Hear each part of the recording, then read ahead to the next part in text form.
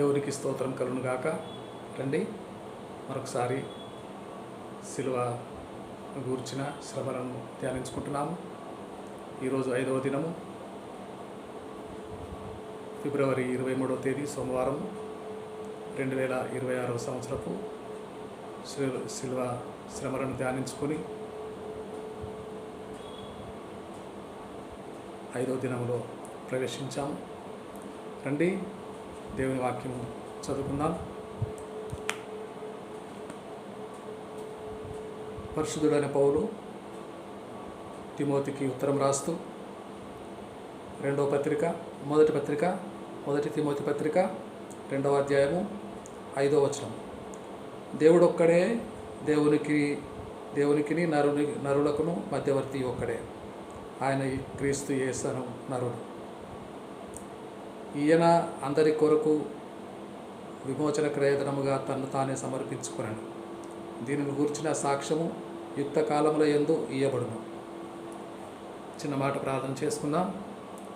పరిశుద్ధుడైన గొప్ప పరలోక తండ్రి, మాకు మధ్యవర్తిగా ఉండుటకు నీవు ప్రేమించి మా కొరకు పంపించిన నీ ఏక కుమారుని బట్టి, యేసుక్రీస్తుని బట్టి కృతజ్ఞతాస్తుతులు చెల్లించుకొని ఈ ధ్యానము, శ్రమల ధ్యానము, 5వ దినపు ధ్యానము నీకు అంగీకారముగాను నీ నామమునకు మహిమకరముగాను ఉన్నట్లుగా ఆశీర్వదించమని, శ్రోతలందరినీ దీవించమని ఆత్మీయంగా వర్ధిల్లుచున్నారు. శరీరరీతిని, ఆర్థిక విషయంలో, ఆరోగ్య విషయంలో వర్ధిల్లున్నట్లు క్షేమాభివృద్ధి పొందించమని యేసయ్య అతి పరిశుద్ధమైన నామమున ప్రార్థన అడిగి వేడుకొంచున్నాము మా గొప్ప పరలోక తండ్రి. ఆమేన్, ఆమేన్. దేవభక్తుడైన యోబు గ్రంథము 33వ అధ్యాయంలో తెమానుడైన ఎలిఫజు, షూహీయుడైన బిల్దదు, నయమాతీయుడైన జోఫరు బహు వృద్ధులు కనుక యోబుతో మాట్లాడుతున్నప్పుడు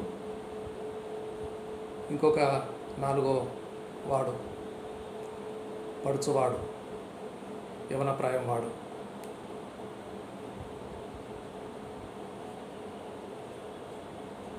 రాము వంశస్థుడైన బూజీయుడనగు బరకేయేలు కుమారుడనైన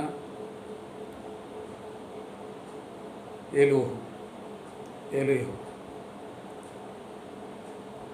ఒక మాట జ్ఞాపకం చేస్తాడు. ఆ మాటను యోబు గ్రంథములో నుండి 33వ అధ్యాయము 23వ వచనము ఈ విధంగా సెలవిస్తున్నది. నరులకు యుక్తమైనది ఏదో దానిని వానికి తెలియచేయుటకు వేలాది దూతలలో గనుడగు ఒకడు వానికి మధ్యవర్తి అయి ఉండిన ఎడల దేవుడు వాని యందు కరుణ చూపి పాతాళంలోనికి దిగి వెళ్లకుండా వానిని విడిపించును.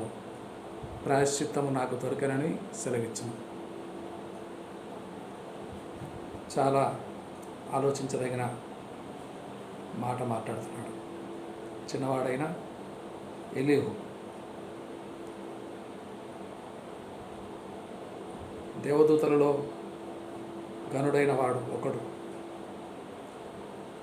మధ్యవర్తిత్వము వహిస్తే బాగుండని అనుకున్నాడు. అయితే యెషయా భక్తుడు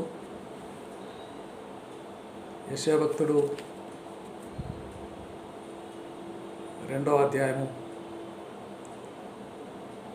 యెషయా గ్రంథము 2వ అధ్యాయము 4వ వచనం. ఆయన మధ్యవర్తి అయి అన్యజనులకు న్యాయము తీర్చును, అనేక జనములకు తీర్పు తీర్చును. వారు తమ కష్టములను ఖడ్గములను నాగటి నక్కులుగాను తమ ఈటలను మచ్చు కత్తులుగాను సాగగొట్టుదురు. జనము మీదికి జనము ఖడ్గమెత్తకై యుందును. యుద్ధము చేయ నేర్చుకొనుట ఇక మానివేయను. ఆయన మధ్యవర్తి అయి, ఆయనే సృష్టికర్త క్రీస్తు ప్రభుల వారు మధ్యవర్తి అయి అన్యజనులకు న్యాయం తీర్చును.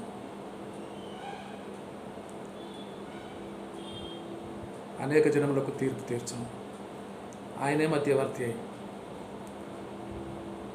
మధ్యవర్తి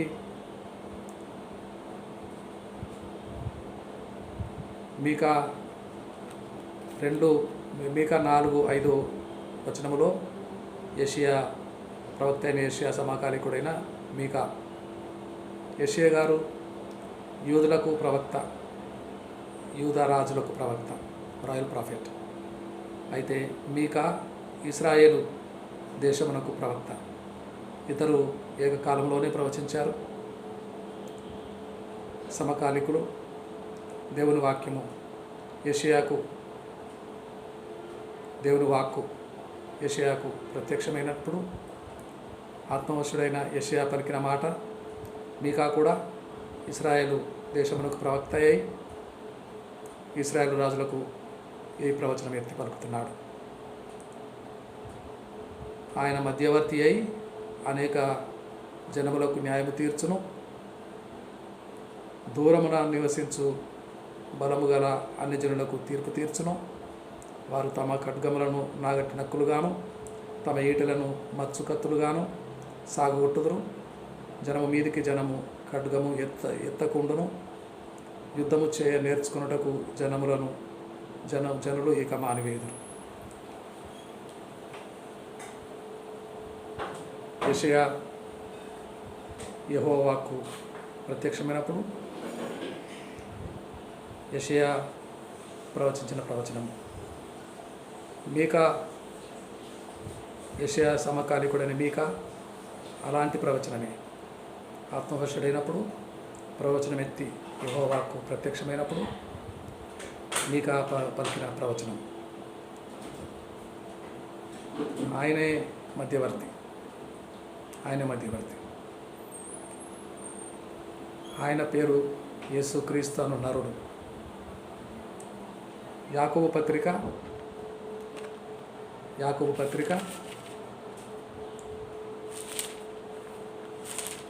4వ అధ్యాయము 12వ వచనం. ఒక్కడే ధర్మశాస్త్రమును నియమించి న్యాయం విధించేవాడు. ధర్మశాస్త్రమును విధించినవాడు, న్యాయమును విధించినవాడు ఒక్కడే, ఆయన యేసుక్రీస్తు అన్నారు.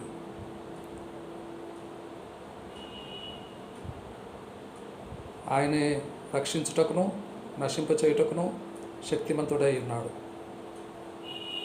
నశింపచేయుటకును రక్షించుటకును. సువార్తను ప్రకటించవలసిన బాధ్యత మన మీద ఉన్నది. నమ్మని వారికి శిక్ష విధించబడును. నమ్మిన వారు అందరూ రక్షణ పొందుదురు. నమ్మిన వారు రక్షణ పొందుదురు. నమ్మని వారికి శిక్ష. ప్రియులారా, ఒక భక్తుడు ఈ విధంగా పాడుకున్నాడు. నాయగములకై నీచునివలెను, సిలువను పొంది చావును గెలిచి. నాయగములకై నీచునివలెను, సిలువను పొంది చావును గెలిచి. నాకును నా దేవునికి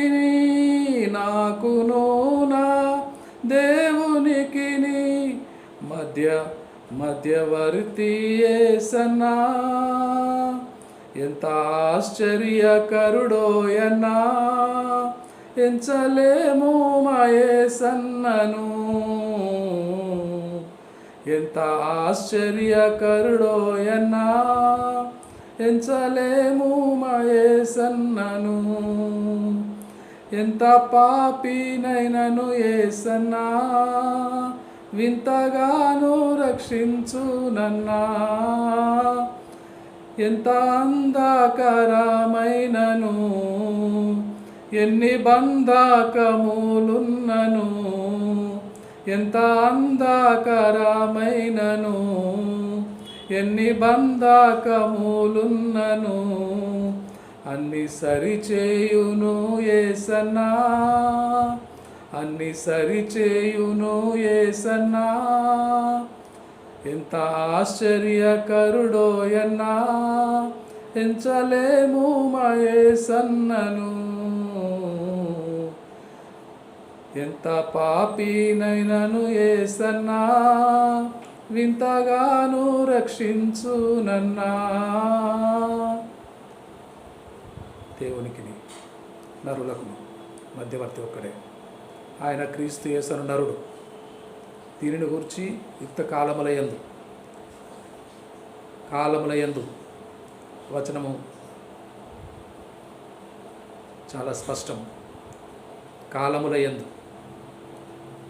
మన కాలము, మన పితరుల కాలము, తల్లిదండ్రుల కాలము, వారి తల్లిదండ్రుల కాలము, కాలములయందు దీనిని గురించి సాక్ష్యం ఇవ్వబడును. దేవునికి స్తోత్రం కలుగునుగాక. ప్రార్థన చేసుకుందాం.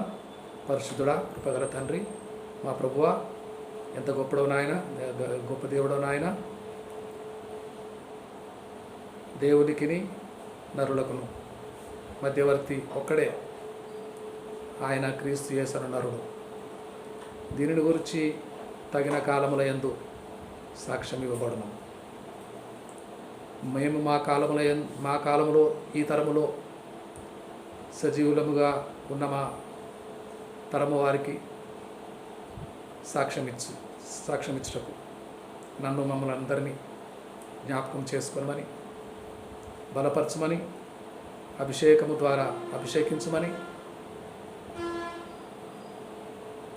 దేవునికిని మాకును మధ్యవర్తి అయి ఉన్న నజరుడగు యేసుక్రీస్తు అను నీ ఏక కుమారుని పేరట